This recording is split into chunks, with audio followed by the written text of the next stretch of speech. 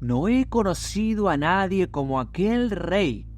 Parecía vivir solo para las bromas, contar una buena historia del género chusco y contarla bien era el medio más seguro de conseguir su favor. Por eso ocurría que sus 7 ministros se distinguían por sus cualidades como bromistas. Seguían todos el ejemplo del rey, que era un hombre grande, corpulento, grueso, tal como son los guasones inimitables. Que la gente engorde por las bromas o que haya en la grasa algo que predisponga a la chanza. No he sido nunca capaz de decidirlo, pero es indudable que un bromista flaco es rara avis in terris. Respecto a los refinamientos o fantasmas del ingenio, como él lo llamaba, al rey le preocupaban muy poco. Los melindres le aburrían. Hubiera él preferido el Gargantúa de Rabelais al Zadig de Voltaire, y por encima de todo, las chanzas efectivas se ajustaban a su gusto mejor que las de palabra. En la fecha de mi relato, los bufones de profesión no habían pasado por completo de moda en la corte. Varias de las grandes potencias continentales conservaban aún sus locos, quienes iban vestidos de un modo abigarrado con gorros de cascabeles y debían estar siempre prontos a lanzar en todo momento dichos agudos en compensación a las migajas que caían de la mesa real. Nuestro rey, como era natural, conservaba su loco, su bufón. El hecho es que él necesitaba algo en el sentido de la locura, aunque solo fuese para contrapesar la pesada sabiduría de los 7 sabios que eran sus ministros. Su loco, o bufón, profesional, era además no solo un loco. Su valía aparecía triplicada a los ojos del rey por el hecho de ser también enano y rengo. En aquellos tiempos, los enanos eran tan corrientes en la corte como los locos, y muchos monarcas hubieran encontrado difícil pasarse los días que son más largos en la corte que en cualquier otra parte, sin un bufón para reírse con él y sin un enano para reírse de él. Pero como he indicado ya antes, sus bufones, en 99 casos de 100, son gordos, redondos y pesados, de modo que era un motivo no pequeño de personal satisfacción para nuestro rey poseer en Hop Frog, este es el nombre del bufón, un triple tesoro en una misma persona. Creo que el nombre de Hop Frog no era el que le habían puesto al bautizarle sus padrinos, sino que le fue conferido con el asentamiento unánime de los 7 ministros, dada su torpeza para andar, hop, saltar, brincar, y frog, rana. En realidad, Hop Frog podía avanzar únicamente con una especie de paso interseccional, algo entre el salto y la reptación, un movimiento que producía al rey una diversión ilimitada y por supuesto un consuelo, pues, no obstante, la protuberancia de su panza y una hinchazón constitucional en su cabeza, el monarca era considerado por toda su corte como un tipo magnífico. Pero aunque Hop Frog, a causa de la distorsión de sus piernas, podía moverse tan solo, con mucho trabajo y dificultad, por un camino o por el suelo, la prodigiosa potencia muscular con que la naturaleza parecía haber dotado a sus brazos, a modo de compensación por la deficiencia de sus miembros inferiores, le hacía capaz de realizar muchos actos de una maravillosa destreza, cuando se trataba de árboles, cuerdas o cualquier otra cosa por donde trepar. En tales ejercicios se parecía mucho más a una ardilla que a un mono pequeño o que a una rana. No podría yo decir con exactitud de qué país procedía Hop Frog. Debía de ser de alguna comarca bárbara, de la que nadie había oído hablar, muy alejada de la corte de nuestro rey. Hop Frog y una joven mucho menos enana que él, pero de exquisitas proporciones y maravillosa danzarina, habían sido arrebatados con violencia de sus respectivos hogares en una provincia contigua y enviados como presentes al rey por uno de sus generales siempre victoriosos. En tales circunstancias, no era nada sorprendente que una estrecha intimidad uniese a los dos pequeños cautivos. En realidad, llegaron a ser muy pronto dos amigos juramentados. Hop Frog, que pese a dedicarse mucho a la broma, era poco popular. No podía prestar grandes servicios a Tripetta, pero ella, merced a su gracia y exquisita belleza, aun siendo enana, era universalmente admirada y mimada. Poseía, por tanto, mucha influencia, y no dejaba nunca de emplearla, siempre que podía, en beneficio a Hop Frog. En una gran ocasión fastuosa, no recuerdo ya cuál, el rey decidió dar una mascarada, y siempre que se celebraba una mascarada o cualquier fiesta por el estilo en su corte, los talentos de Hop Frog y de Tripetta tenían una intervención segura en ello. Hop Frog especialmente poseía tal inventiva en materia de espectáculos, sugiriendo nuevos personajes y creando trajes para los bailes de disfraces, que parecía que nada podía hacerse sin su concurso. Había llegado la noche señalada para la fiesta. Se había decorado un magnífico salón bajo la dirección de Tripetta, con toda la ingeniosidad posible para dar brillanteza a la mascarada. La corte entera vivía en una espera febril. En cuanto a los trajes y prestancias, cada cual, como puede suponerse, había hecho su elección en semejante materia. Muchos los habían decidido, así como los roles que iban a adoptar, con una semana y hasta con un mes de anticipación. Y al fin y al cabo no existía la menor indecisión en ningún participante, excepto en lo que concernía al rey y sus 7 ministros. No podría yo decir por qué vacilaban, como no se tratase de otro género de bromas. Era muy probable que la dificultad en adoptar su decisión tuviera por causa su gordura. Sea como fuese, transcurría el tiempo y como último recurso enviaron a buscar a Tripetta y a Hop Frog. Cuando los dos amiguitos obedecieron el requerimiento del rey, le encontraron tomando vino en compañía de los 7 ministros de su consejo de ministros. Pero el monarca parecía estar de muy mal humor. Sabía que Hop Frog no era aficionado al vino, pues la bebida excitaba al pobre Ringo hasta la locura. Y la locura no es un sentimiento grato. Pero al rey le agradaban sus propias chanzas y hallaba placer en forzar a Hop Frog a beber. Y, según la expresión real, en que estuviese alegre. «Ven aquí, Hop Frog», dijo cuando el bufón y su amiga entraron en el salón. «Tómate este vaso lleno de vino, a la salud de vuestros amigos ausentes». Al oírlo, Hop Frog suspiró. «Y luego, préstanos el concurso de tu imaginación. Necesitamos papeles que representar algo nuevo, fuera de lo corriente. Estamos aburridos de esta eterna monotonía. Vamos, bebe, el vino iluminará tu ingenio». Hop Frog se esforzó como de costumbre por replicar con una chanza a los requerimientos del rey. Pero el esfuerzo fue excesivo. Era, casualmente, el cumpleaños del pobre enano, y la orden de beber por sus amigos ausentes hizo brotar lágrimas de sus ojos. Gruesas y amargas gotas cayeron abundantes en el vaso que con humildad había agarrado de la mano de su tirano. Rugió este último, mientras el enano vaciaba con repugnancia el vaso. «Mira lo que puede hacer un vaso de buen vino. Vaya, tus ojos ya brillan».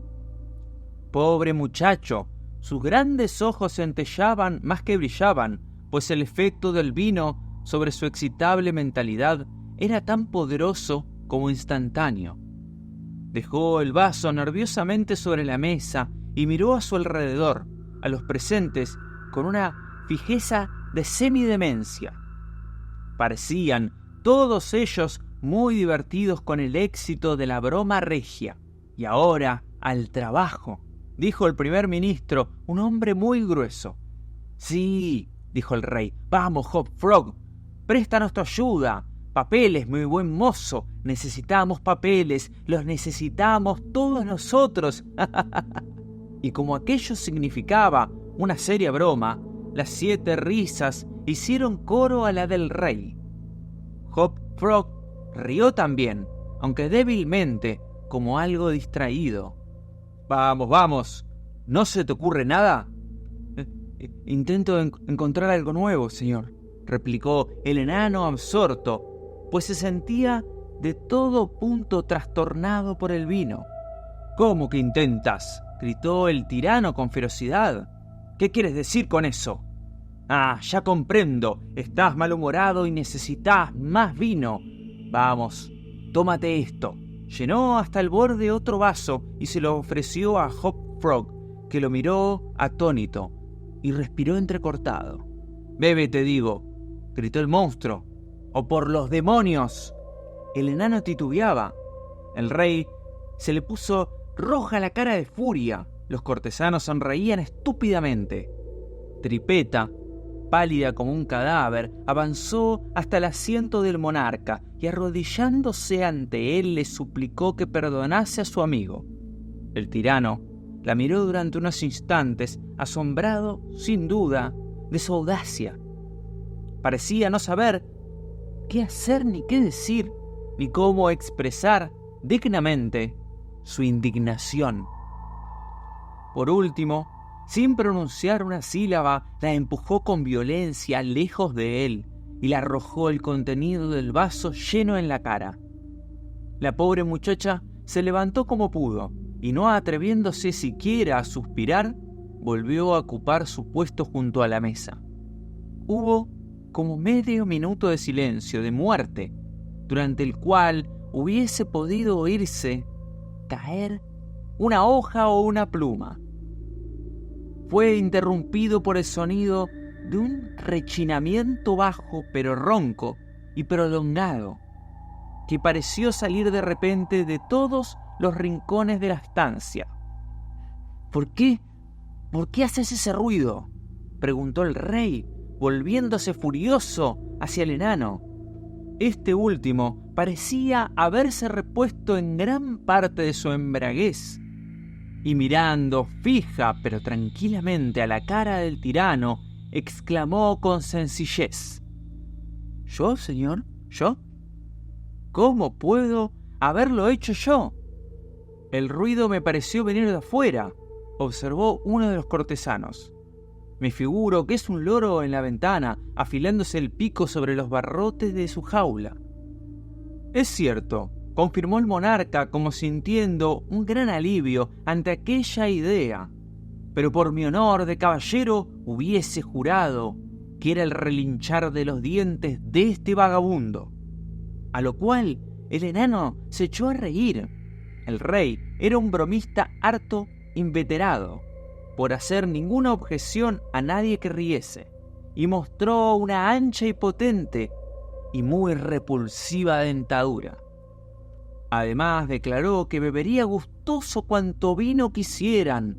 El monarca se apaciguó, y Hop Frog, habiendo ingerido otro vaso lleno, sin notarse que le hiciera ningún mal efecto, entró inmediatamente en el plan de la mascarada. «No puedo decir por qué asociación de ideas», observó muy tranquilo y como si no hubiese probado vino en su vida. «Precisamente después que vuestra majestad golpease a esa muchacha y le tirase el vino en la cara, y mientras el loro hacía ese extraño ruido por fuera de la ventana, uno de los juegos de mi país, que figuran con frecuencia en nuestras mascaradas, pero que aquí resultará nuevo en absoluto. Por desgracia, no obstante, requiere un grupo de 8 personas y... ¡Aquí somos 8! Gritó el rey, riendo de su agudo descubrimiento de aquella coincidencia. 8 en un grupo, yo y mis 7 ministros. ¡Vamos, vamos! ¿Cuál es la diversión? Nosotros la llamamos, explicó el enano, los 8 orangutanes encadenados.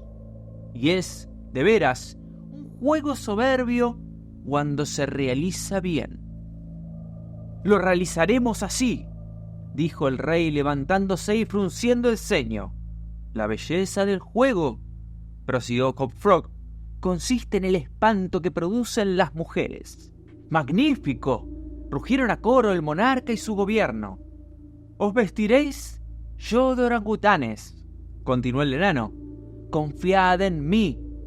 El parecido será tan sorprendente que todos los compañeros de la mascarada os tomarán por verdaderos animales y naturalmente se quedarán aterrados y atónitos. ¡Eso es delicioso!, exclamó el rey. Hop Frog, haré de ti un hombre. Las cadenas tienen por objeto aumentar la confusión con su ruido discordante. Se supondrá que habéis escapado en masa a vuestros guardianes. Vuestra Majestad no puede concebir el efecto que producen en una mascarada 8 orangutanes encadenados, que la mayoría de los asistentes imaginan son de verdad, precipitándose con gritos salvajes entre una multitud de hombres y mujeres, delicados y suntuosamente vestidos. El contraste es inimaginable. «¡Lo será!», dijo el rey, y el consejo se levantó enseguida, pues hacía tarde, para poner en ejecución el plan de Hop Frog. Su manera de disfrazar a todo aquel grupo de orangutanes era muy sencilla, pero eficaz, prácticamente para su propósito. En la época de mi relato, se veían muy rara vez los animales en cuestión en cualquiera de las partes del mundo civilizado. Y como las imitaciones hechas por el enano eran lo bastante semejantes a unas bestias y más que bastante horrorosas, su parecido a las verdaderas estaba asegurado. El rey y sus ministros fueron ante todo embutidos en camisas y calzoncillos muy ajustados de elástica. Luego los untaron de brea. En este momento de la operación, alguien de la partida sugirió el empleo de plumas, pero la sugestión fue al punto rechazada por el enano, que convenció pronto a los 8 por medio de una demostración ocular de que el pelo de los animales, como los orangutanes, se representaba mejor con lino. Por consiguiente, pusieron una espesa capa encima de la brea. Buscaron luego una larga cadena. Primero la pasaron alrededor de la cintura del rey y la remacharon. Después alrededor de otro miembro del grupo y la remacharon también. Luego sucesivamente alrededor de cada uno de la misma manera. Cuando estuvo terminado este encadenamiento, separándose unos de otros lo más posible, formaron un círculo, y para hacer mayor el parecido, Hop Frog pasó el resto de la cadena de un lado a otro del círculo, en 2 diámetros, conforme a la manera adoptada hoy día para los cazadores de chimpancés u otros grandes simios en Borneo. El gran salón donde se iba a celebrar la mascarada era una pieza circular, muy alta, que recibía la luz solar por una sola claraboya en el techo. De noche, que era la hora en que se utilizaba en particular aquella estancia, estaba iluminada principalmente por una gran araña colgada de una cadena en el centro de la claraboya, y que bajaba o subía por medio de un contrapeso ordinario, pero, con objeto de no afear su aspecto, este último pasaba por fuera de la cúpula y por encima del techo. El arreglo del salón había sido confiado a la dirección de Tripetta, si bien en algunos detalles estuvo guiada, al parecer, por el criterio tranquilo de su amigo el enano. Por sugerencia de éste, en aquella ocasión, habían quitado la araña, el goteo de la cera, que hubiera sido imposible evitar en una atmósfera tan caldeada, habría causado un serio detrimento en los ricos trajes de los invitados, quienes, dado el amontonamiento de la gente en el salón, no hubiesen podido todos mantenerse apartados del centro, es decir, debajo de la araña. Candelabros adicionales fueron instalados en varias partes del salón. Fuera del sitio destinado a la gente y una antorcha que exhalaba un grato olor fue colocada en la mano derecha de cada una de las cariátides, que se erguían contra el muro en número de 50 o 60 en total. Los 8 orangutanes, siguiendo el consejo de Hop Frog, esperaron pacientemente hasta medianoche, cuando el salón estaba lleno de máscaras, para hacer su aparición. Pero apenas el reloj acababa de dar las campanadas, cuando se precipitaron, o más bien rodaron todos juntos adentro, pues la traba de sus cadenas hizo caer a muchos de ellos y tropezar a todos al entrar. La excitación entre las máscaras resultó prodigiosa y llenó de alegría el corazón del rey. Como se esperaba, fue grande el número de invitados que supusieron que aquellos feroces seres eran efectivos animales de cierta especie, sino orangutanes de verdad. Muchas damas se desmayaron de terror, y si el rey no hubiese tenido la precaución de prohibir toda clase de armas en el salón, él y su banda habrían pagado la broma con su sangre. En suma, hubo una carrera general hacia las puertas, pero el rey había mandado que las cerrasen inmediatamente después de su entrada, y por indicación del enano habían depositado las llaves en sus manos.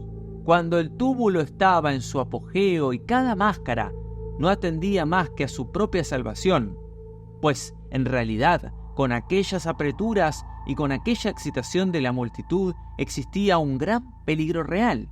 Pudo verse la cadena que servía de costumbre para colgar la araña y que había sido también retirada, descender gradualmente hasta que su extremo ganchudo estuvo a 3 pies del suelo.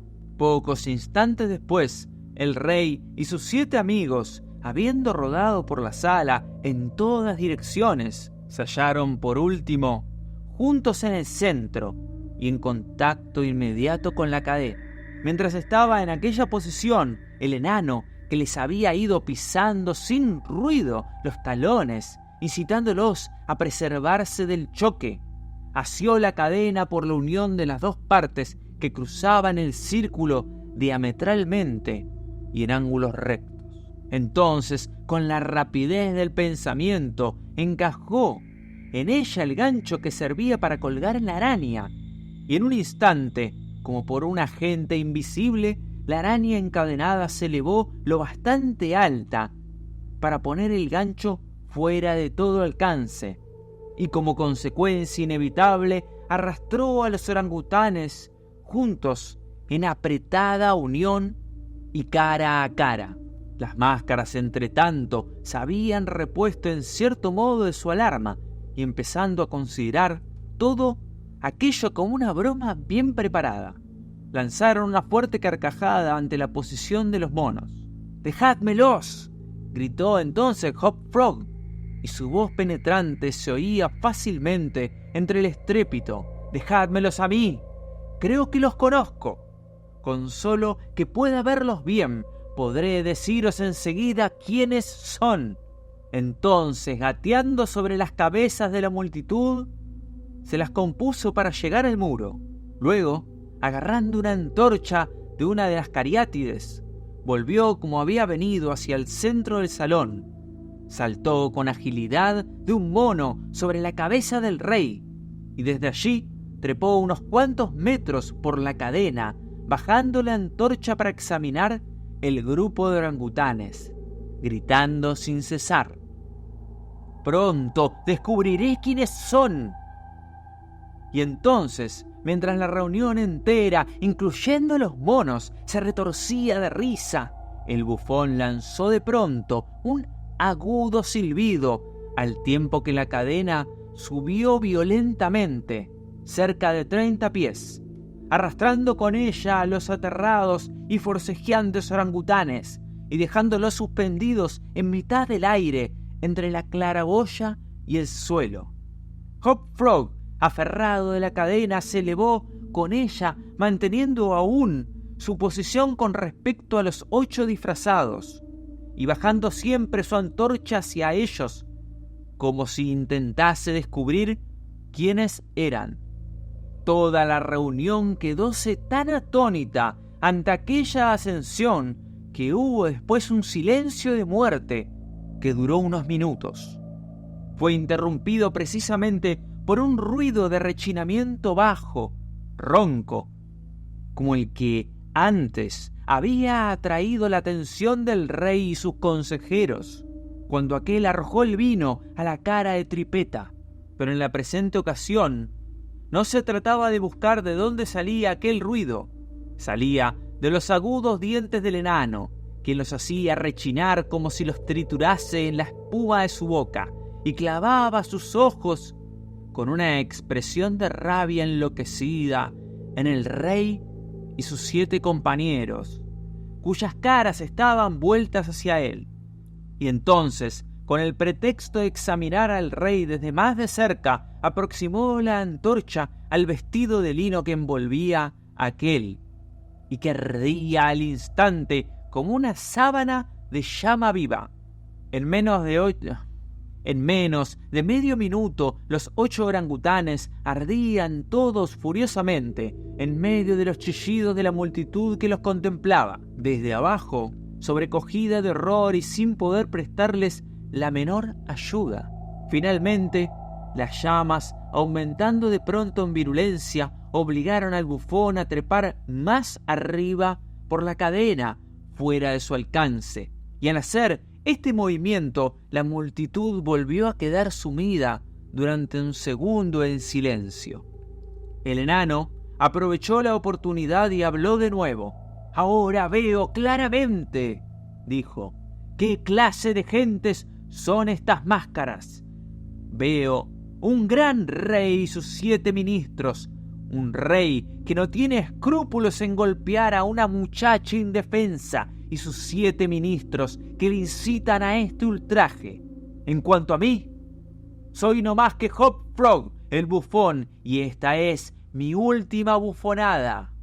A causa de la gran combustibilidad del lino y de la brea a que estaba adherido, apenas terminó el enano su breve discurso, cuando se había consumido la obra vindicadora.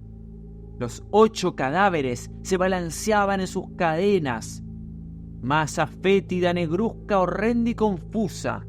El enano arrojó su antorcha sobre ellos, trepó despacio hacia el techo y desapareció por la claraboya.